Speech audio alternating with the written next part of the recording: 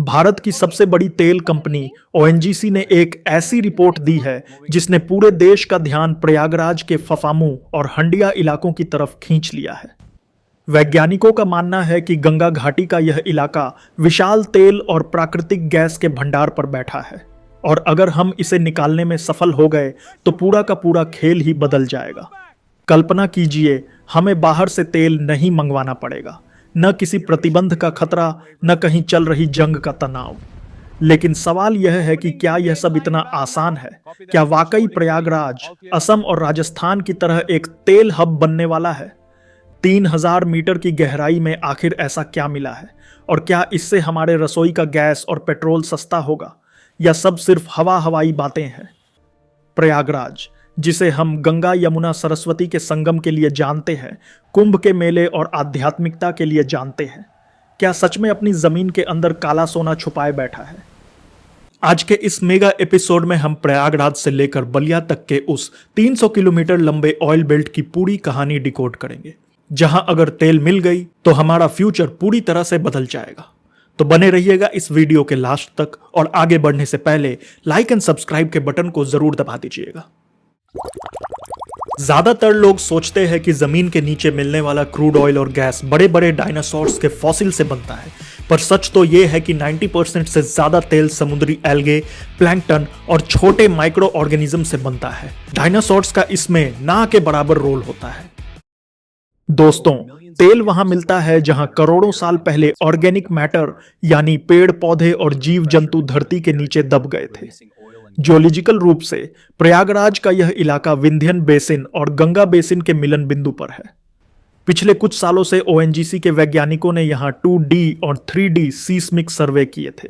ये सर्वे बिल्कुल अल्ट्रासाउंड की तरह होते हैं, जो जमीन के नीचे की परतों की फोटो खींचते हैं। इस कहानी का हीरो है बलिया का सागरपाली गांव। वहां जब पहली बार ड्रिलिंग हुई तो हाइड्रोकार्बन के निशान मिले। एक्सपर्ट्स ने देखा कि यह सिर्फ एक स्पॉट नहीं है, ये एक कंटिन्यूअस बेल्ट है जो बलिया से शुरू होकर घाजीपुर और वाराणसी को पार करते हुए सीधे प्रयागराज तक जाती है। प्रयागराज के फफामू इलाके में धरती के नीचे सोर्स रॉक्स मिली है। ये वो चट्टानें होती हैं जो तेल पैदा करती है। ओएनजीसी ने यहाँ 3000 से 4000 मीटर गहरी ड्रिलिंग का टारगेट रखा है। इतनी गहराई पर प्रेशर और टेम्परेचर इतना ज्यादा होता है कि ऑर्गेनिक मैटर तेल में बदल जाता है। प्रयागराज की हांडिया तहसील के अंतर्गत नीमी गांव, उतराव और सराय मामरेज के कई स्पॉट्स को आइडेंटिफाई किया गया है।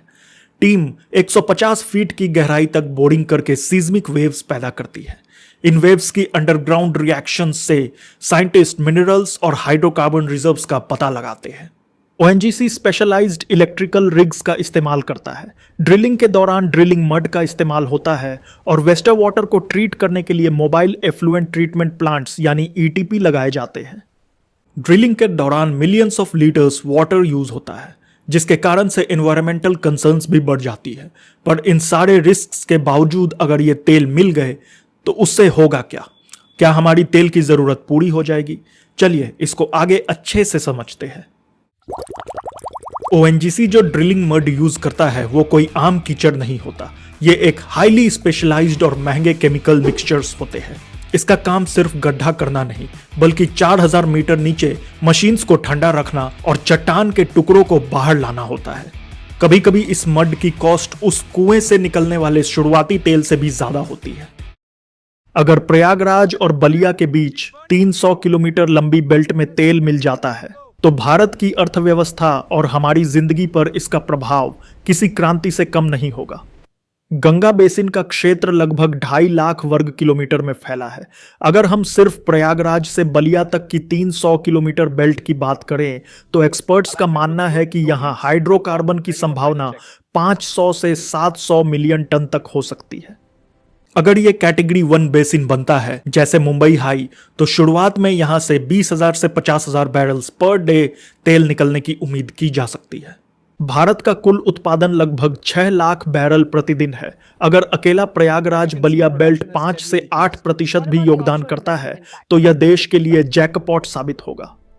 इंडिया हर साल लगभग $150 बिलियन मतलब 12.5 लाख करोड़ रुपीस तेल मंगवाने में खर्च करता है। अगर हम सिर्फ 10% इंपोर्ट डिपेंडेंसी कम कर पाए इस फील्ड के वजह से, तो साल का $15 बिलियन मतलब 1.25 लाख करोड़ रुपीस देश के अंदर बचा जा सकता है। बचा हुआ पैसा हमारी करेंसी यानी INR को गिरने से बचाएगा, जिससे इन्फ्लेशन कंट्रोल में रहेगी। साथ में ही इस इलाके में एक बड़ी रिफाइनरी बनाने की प्लानिंग भी हो रही है, जिससे यहाँ का तेल यहीं की रिफाइनरी में जाएगा और परिवहन का खर्च बचेगा। लेकिन पिछले साल भी हमने बलिया में तेल के रिजर्व्स मिलने की बात सुनी थी, पर उसका कुछ भी रिपोर्ट आज तक हमें नहीं मिला है। इसका मतलब यहाँ कुछ तो चैलेंजेस है, जिसके वजह से यहाँ मुश्किलें आ रही है। चलिए इस रीजन में ड्रिलिंग और प्लानिंग के चैलेंजेस को आगे अच्छे से समझते हैं। यूपी और बिहार के इस रीजन में तेल ढूंढने का आइडिया अचानक से नहीं आया। पिछले कुछ दशकों में इन इलाकों में जब किसान ट्यूबवेल लगाने के लिए डीप बोरिंग करते थे, तो कई बार अंडरग्राउंड पानी के साथ अजीब सी गैस निकलने लगती थी और कुछ केसेस में तो पानी के स्रोत में आग भी लग जाती थी। इन्हीं मिस्टीरियस एक्सीडेंटल फायर्स ने जियोलॉजिस्ट को पहली हिंट दी कि नीचे कुछ बहुत बड़ा छुपा हो सकता है। गंगा बेसिन में तेल निकालना कोई आसान काम नहीं है। यहाँ इस इलाके की ड्रिलिंग और प्लानिंग में 5 सबसे बड़े चैलेंजेस हैं, जिनमें से पहला है एल्यूवियल लेयर। ऊपर की 400 से 500 मीटर की लेयर नरम मिट्टी की एल्यूवियम की है। ड्रिलिंग के वक्त यह मिट्टी बार बार ढहती है। इससे बचने के लिए बहुत भारी केसिंग और ड्रिलिंग मड की जरूरत पड़ती है, जिसके लिए हाईली एडवांस्ड मशीन्स की जरूरत पड़ती है। दूसरा कारण है हार्ड विंध्यन रॉक्स। जैसे ही आप 2000 मीटर के नीचे जाते हैं, वहां विंध्यन बेसिन की पुरानी और बेहद सख्त चट्टानें क्वार्ट्जाइट और सैंडस्टोन मिलती हैं। इन्हें तोड़ने के लिए ऑर्डिनरी ड्रिल बिट्स फेल हो जाते हैं और ONGC को डायमंड टिप्ड बिट्स और हैवी पावर रिग्स इस्तेमाल करनी पड़ती है, जो ड्रिलिंग कॉस्ट को 3-4 गुना बढ़ा देती है। तीसरा कारण है तेल की स्रोत की गहराई। प्रयागराज बलिया बेल्ट में हाइड्रोकार्बन्स काफी गहराई में है, 3500 मीटर से 5000 मीटर तक। इतनी गहराई पर धरती के अंडर का टेम्परेचर और प्रेशर इतना ज्यादा होता है कि ड्रिलिंग पाइप्स और सेंसर्स अक्सर काम करना बंद कर देते हैं। इसके लिए स्पेशलाइज्ड डाउन होल टूल्स मंगवाने पड़ते हैं, जो इंडिया में लिमिटेड है। चौथा कारण है यूपी का घना बसा हुआ इलाका। उत्तर प्रदेश देश का सबसे घना बसा हुआ राज्य है। एक रिग लगाने के लिए कम से कम 5 से 10 एकड़ जमीन चाहिए होती है और रिफाइनरी के लिए हजारों एकड़। इस इलाके की मिट्टी काफी उपजाऊ है, मतलब ज्यादातर जमीन कृषि भूमि है और यहाँ के किसानों के लिए उनकी जमीन ही उनकी पूंजी है। अगर किसी इलाके में तेल मिल भी जाता है, तो पूरे गांव को स्थानांतरित करना या पाइपलाइंस बिछाना एक बड़ा राजनीतिक और सामाजिक चैलेंज बन जाता है। पांचवां चैलेंज है संवेदनशील पर्यावरण। यह इलाका भारत के उस हिस्से का हिस्सा है जहां जल संसाधन काफी अच्छे हैं और ये करोड़ों लोगों को सपोर्ट करते हैं। ड्रिलिंग के दौरान केमिकल स्लज निकलता है। अगर इसका थोड़ा सा भी हिस्सा भूजल या गंगा में मिल गया, तो यह एक पर्यावरणीय आपदा बन जाएगा। इसलिए नेशनल ग्रीन ट्रिब्यूनल के नियम यहाँ बहुत सख्त हैं, जिससे प्लानिंग में देरी होती है और एक भी गलती या केमिकल लीकेज से बड़ा हादसा हो सकता है। इसलिए प्लानिंग करना बहुत ही मुश्किल है और इसलिए यहाँ के प्रोजेक्ट्स में बहुत समय लगता है। और क्या यही कारण है कि बलिया में जो तेल होने की बात पिछले साल हुई थी, उसका आज तक कोई रिपोर्ट सामने नहीं आया? क्या बलिया की प्रोजेक्ट बंद हो चुकी है? चलिए आगे अच्छे से जानते हैं। पर उससे पहले अगर वीडियो अभी तक पसंद आ रही हो और इन्फॉर्मेटिव लगी हो, तो प्लीज इस वीडियो को एक लाइक एंड शेयर जरूर करिएगा और इस चैनल को भी सब्सक्राइब कर लीजिएगा। इस तरह के इन्फॉर्मेटिव वीडियो हम आपके लिए टाइम टू टाइम अपलोड करते रहते हैं।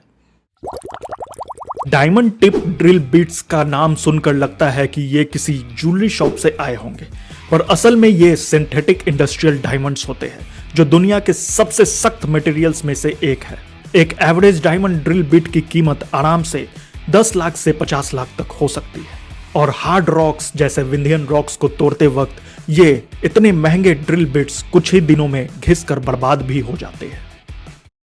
बलिया के सागरपाली में ड्रिलिंग 2022-23 में शुरू हुई थी, लेकिन अभी तक कोई ऑफिशियल कंफर्मेशन नहीं आया है, जिसके पीछे कुछ बड़े कारण हैं।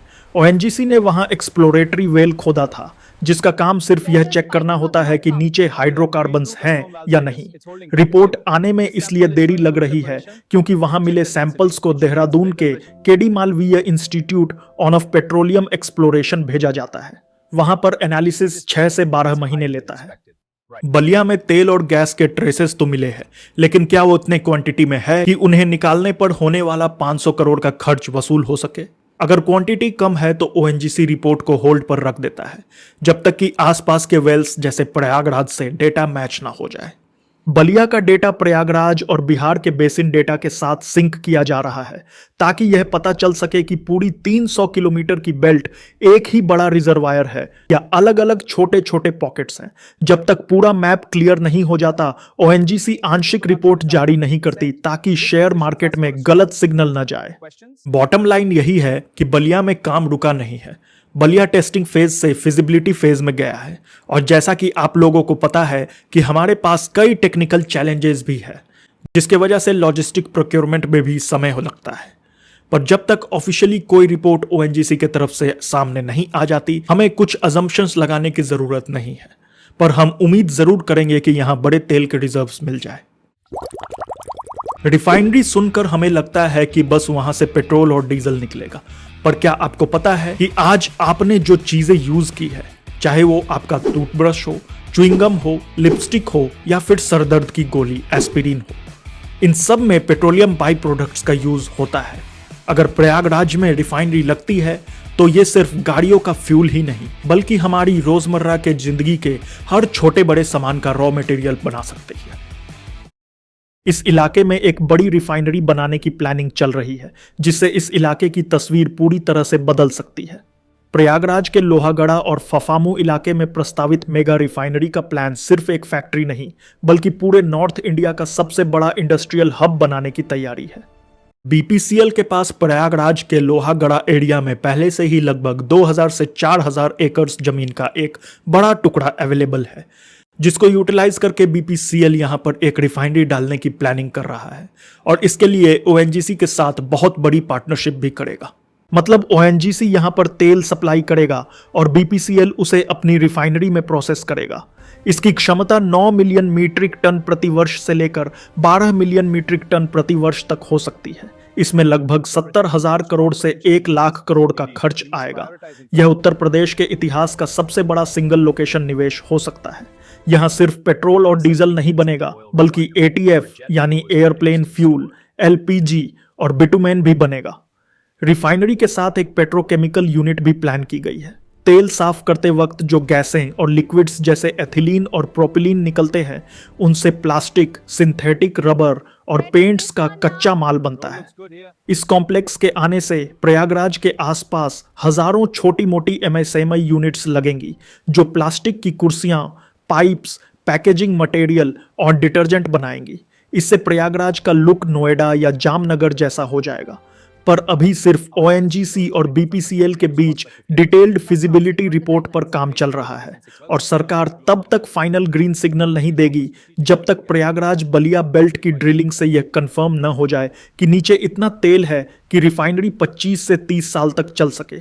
मतलब कि ये सारे प्रोजेक्ट्स आपस में लिंक्ड है। अगर एक भी सक्सेस हमें यहां मिली तो उसके बाद चेन रिएक्शन की तरह बहुत सारे डेवलपमेंट्स हो जाएंगे, जिसके बाद यूपी एक इंडस्ट्रियल हब बन के सामने उभरेगा जो आने वाले टाइम में इस पूरे रीजन के लिए बड़ा गेम चेंजर साबित होगा। बस देखने की बात है कि हम इसको कितना जल्दी टैप करते हैं। आज के लिए बस इतना ही, मिलते हैं अगले वीडियो में, तब तक अपना ख्याल रखिएगा।